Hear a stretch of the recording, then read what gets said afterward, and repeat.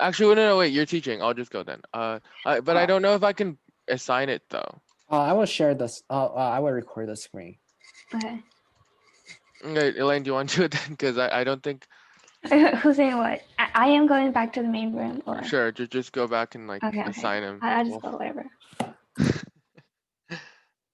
Cool. Cool. Do you want me to use my Notability to teach, or just sharing the? Just use the regular screen share. Okay, cool. Right. Because the slides might change or something. Yeah. I'm wondering why Nathan is also in CMC though. He should support us. Huh. True. See, I'm trying to annoy you by like requesting remote access, but I don't even know how. Wait, who's requesting? Oh, because you always request remote access. Like I'm like, oh, how do I request that? He's trying to Every time when I teach, you're like, oh, let's just request remote access. How do you do that? Can I share screen? Yeah, no, definitely. It's still disabled. Oh my god. I can now. This is tech difficulties. Can you share screen then? Yeah, sure. But I need to find the PowerPoint first. Okay. Sorry, guys. Wait, we still can't share screen, bruh. Wait, I can. I don't know why, but I can. Yeah, I know, because I think you're co-host, so let me go ask Stars. Yeah. Oh, are you co-host? No, no, we're not co-host. Let me go ask. Oh, poor. So sad. Wait, can I give you co-host? He's already gone. He's gone.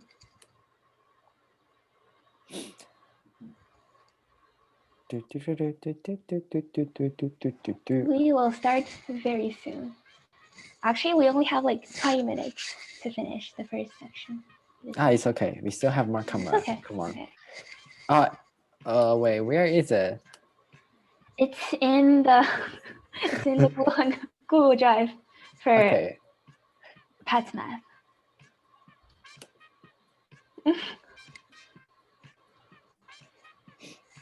My computer is freezing. Guys, we'll start very soon. Very soon.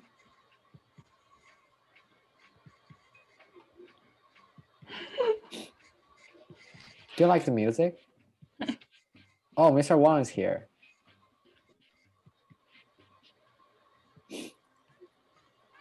Okay, let me show you how freezing my screen is like right now. Oh, not this page. Wait, I think we need Mr. Wang to set us the co-host. Oh yeah. Yes. I tried. But we might have to go back to the main room because I couldn't do it here. Oh, okay. Well, okay. Elaine, do you want to go back? Yeah, we'll go just back. Go down. Leave room. Okay, guys, let me show you some crazy bio stuff if you are interested. Hey, some bio stuff. Anyone want to study grade 12 bio? Oh, hi. Hey, I see someone's coming here.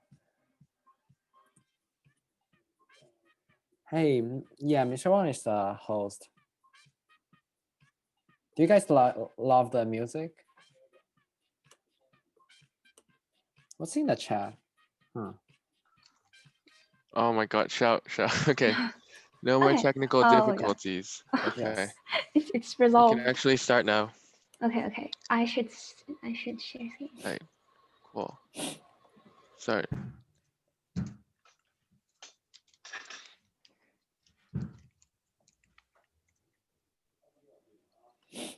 Sorry, give me a sec. There. This is more than 1 second SMH. Okay. Can you see my screen now? Yes. Yep. Okay, good.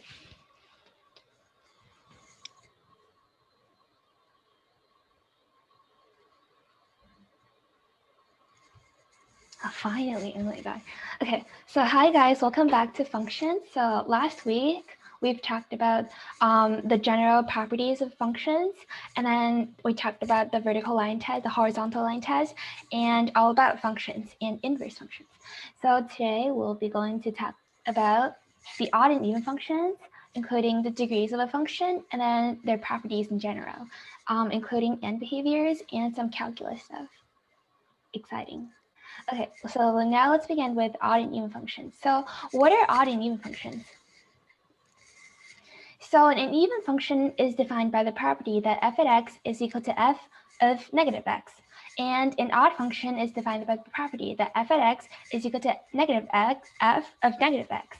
So it is reflected in both y-axes and the x-axis.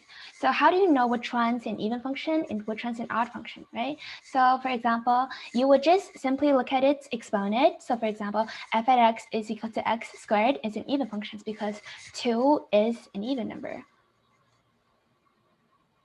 So checkpoint, even and odd. So by looking at these graphs, can anyone tell me in the chat like which one's even or which one's odd?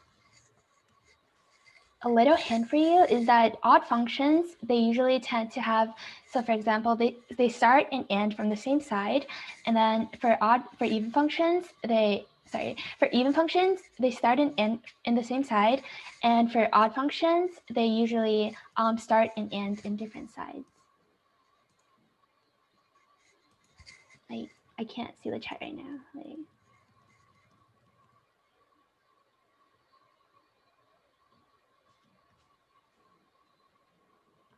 Yes, the first one is odd. Anyone want to try the second one?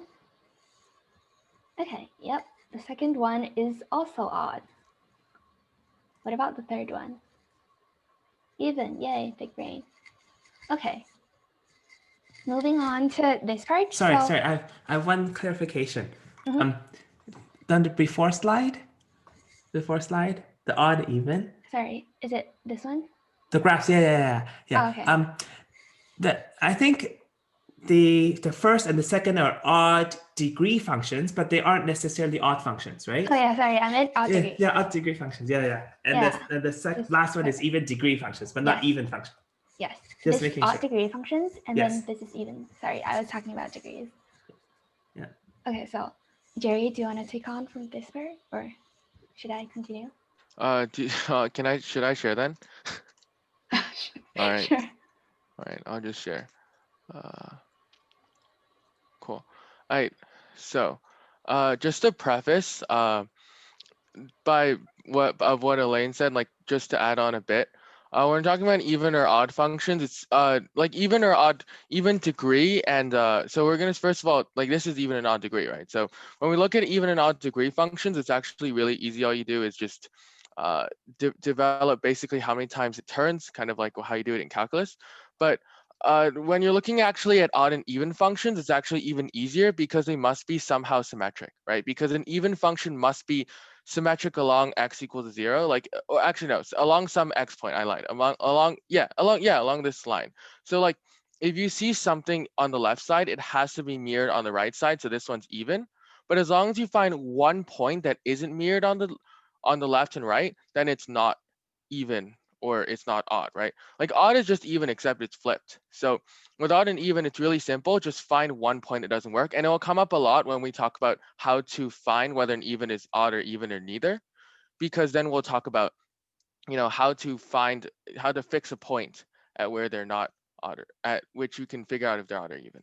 So the first important question we want to ask is every function odd or even, right? Because we've seen a lot of functions and we think that a lot of them are probably odd or even. Like, let's take our simple function, x squared. This function is even, right? Because if I take any point on the negative x equals x. Last week we talked about functions and what fx means, right? Fx means you're taking x and finding the corresponding y value. Same thing with f negative x, right? F negative x just means finding the negative x, and then finding corresponding y value to that negative x. Right. So the question is, are all functions odd or even? Does anyone want to answer that?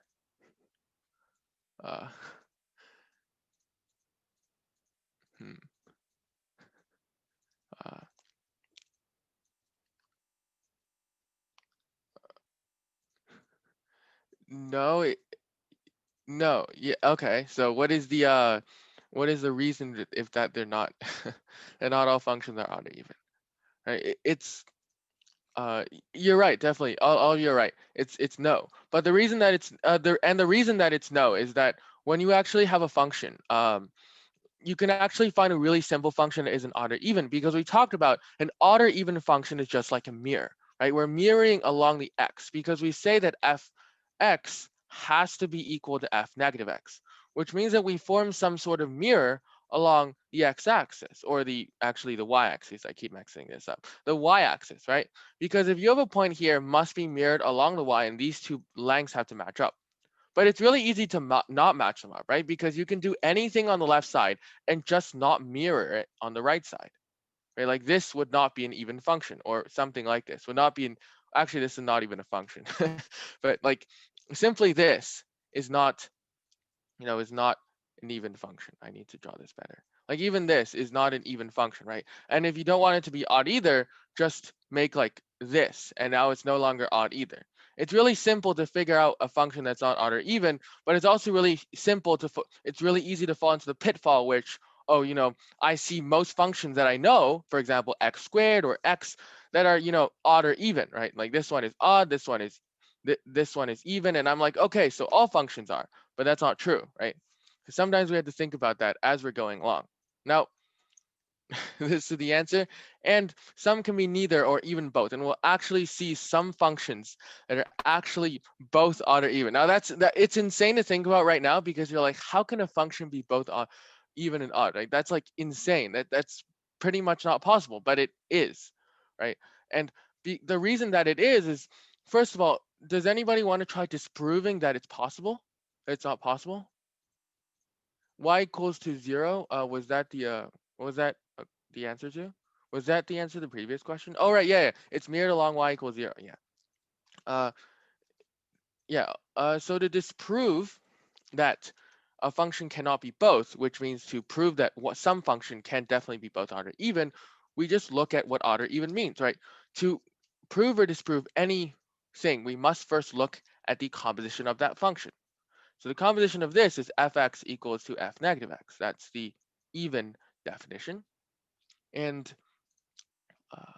fx equals to f negative x equals to negative f negative x is the definition for odd. And your question is, can these two simultaneously work? And yes, definitely. Because fx just has to be a function, right? So it has to have a domain and a range, and it just has to have a one-to-one mapping. So what we can literally do is we can literally add these two equations, and we can see that fx equals to 0.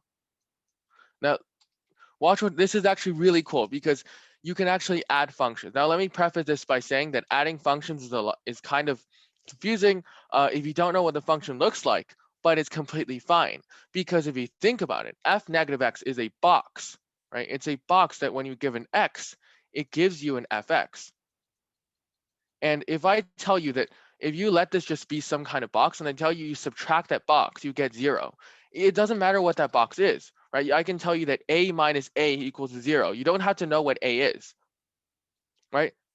You don't need to know what f negative x is. All you need to know is that it's something that represents some finite field or polynomial in this case, and that when we take a polynomial and subtract it from itself, or take anything and subtract it from itself, it can literally not even be a polynomial. But if you subtract it from itself, you get 0. Right? So when you add these two, you're essentially getting a function that is that carries both of these properties, right? Because that's how you solve a general system of equations. So when you add them up, now you get fx equals 0. If you don't see how you get fx equals 0 after that explanation, feel free to ask in the chat. But the definition of this now means that we have a function that is both even and odd. And that's insane, right? Like at the start, we were like, okay, so let's see, function even and odd. Like it's so hard to think about it, because no matter what you draw, right? Like it's either going to be even, but then when you flip it, it's not going to work. Right? It's really hard to think of a function that when you flip it, it also works. But it's really simple to just wrap your head around that thought. Right? So it depends on the composition of the function, and some can be neither or even both. So we actually disproved that it can be both neither and both, which is leads us to our next point. So, which is the rule of even powers. Now, most of you have not heard of this. I can guarantee that most of you have not heard of this. But this, you are actually instinctively doing this. Without even knowing this, you are literally instinctively doing this. This is just a fancy name, right? Like any theorem in essence is just a really fancy name for something that you do in real life, but you don't really realize. Like pigeonhole. Pigeonhole is just a fancy name for something that means that when you have 10 boxes and you're trying to 10 balls and you're trying to put them in 9 boxes, one box will have more than one ball. That's literally pigeonhole. But you don't know what pigeonhole theorem is, but you use it every single day. Even when you're putting stuff into boxes, you're literally doing pigeonhole as you speak. And this is the same thing as the rule of even powers. You're not really doing this. You're not really thinking about this as you do it, but you technically are doing it, right? And it's really, really simple. All of these theorems that have really fancy names like fundamental theorem or arithmetic or pigeonhole principle or Dirichlet's or rule of even powers, they're just really, really simple in essence. And this is an example of how simple this really is in essence, which is just, my pen is not working. But what it is in essence is that any function with all even powers must be even. Think about it like this.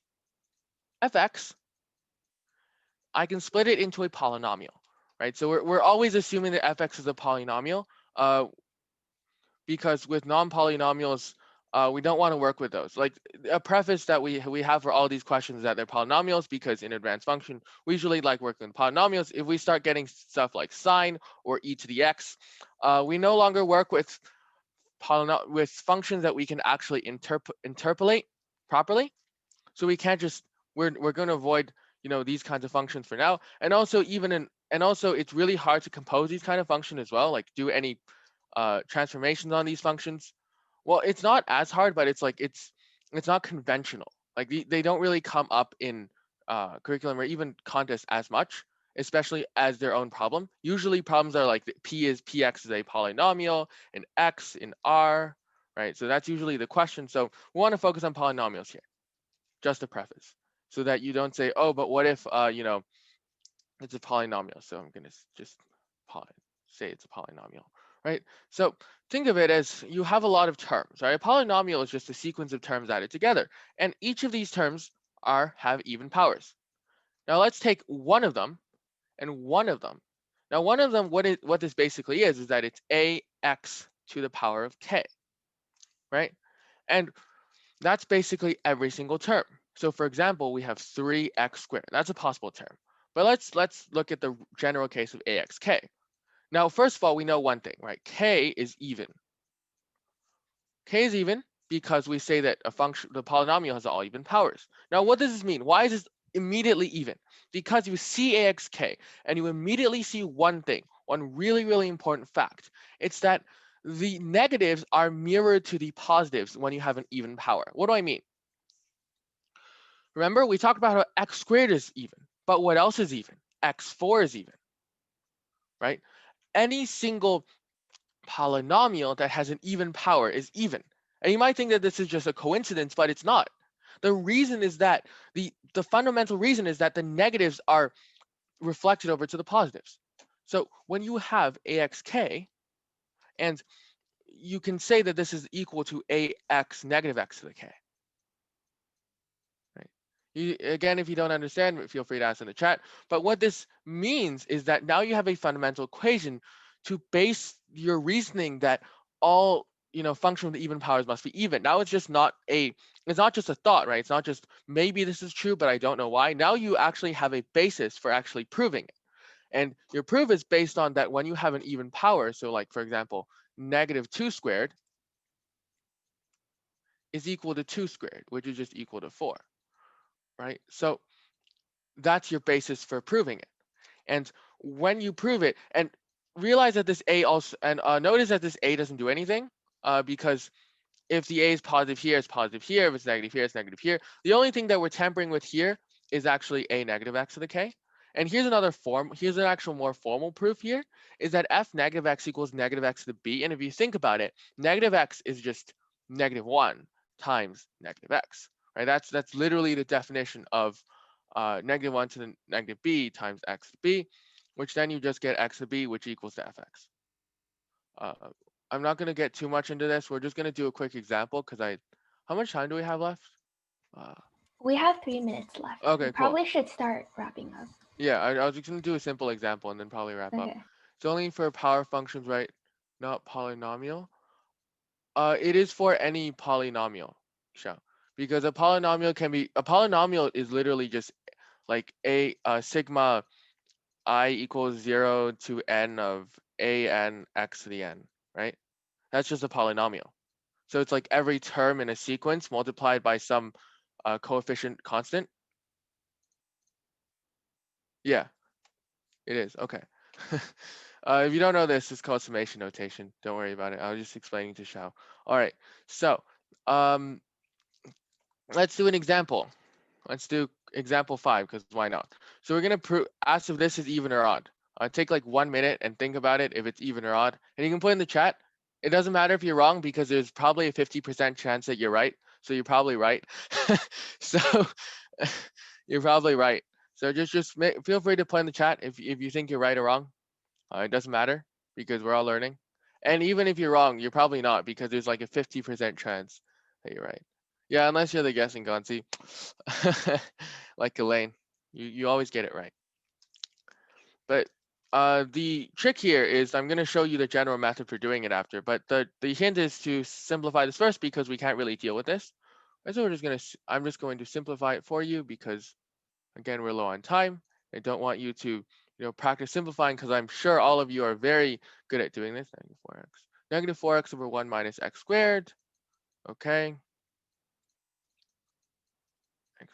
X2. And now we say that, well, let's look at this, right? So basically, this is fx, right? And we want to say that we want to take f negative x. The general method for any kinds of these problems is that we always take fx and we simplify it to where we can't simplify it anymore, which means that we have a top and a bottom. And then we say, well, f negative x. What is that equal to? What is that equal to? Well, you have negative 4 times negative x. What this means, again, if we learned about function notation last week, is that we plug in every place where we see this x as negative x. So basically, this x becomes this negative x, and then 1 minus negative x squared. So then we become 4x over 1 minus plus x squared. And here's actually the really important part that you have to watch out for. Is that this is the really important part you have to watch out for, is that you have to figure out if it's even or odd. The easiest way to make a mistake is, oh, was I not? Okay. Yeah, it is odd. The easiest way to make a mistake is when you say that negative 4x and 4x, you figure out if it's even or odd, right? Because you see this and you see this, and a lot of people say that, let's say there's negative here, like, oh, there's negative here, so then it's odd. But that's not true, right? Because let's look at it from this, right? This is this thing is completely equal to this thing, and what's left is equal to extra negative. We can say this is equal to negative fx, fx, right? So do you see how this works now? We look for which part is the same. We look for this part, which is the exact same as the right polynomial. We match up the like terms and we see what's left. If what is left is more than the negative sign, if what is left is nothing, then that means that they're the same, which is even. If what is left is a negative sign, then we say that it's odd. And if what is left is more, then we have to say that it's either neither or both, and we'll talk about ways to do that later. But all you have to know is that the general method is that you take fx and you take f negative x and you interpolate it and you analyze it and you try to get something close to fx. Right? You try to push it to become fx and you see what is left and you append it, and then you now know whether it's even or odd. So in this one, this is odd. Good job to everyone who says odd. Nice. And I think that is it. Hey. Yeah. Or Jerry.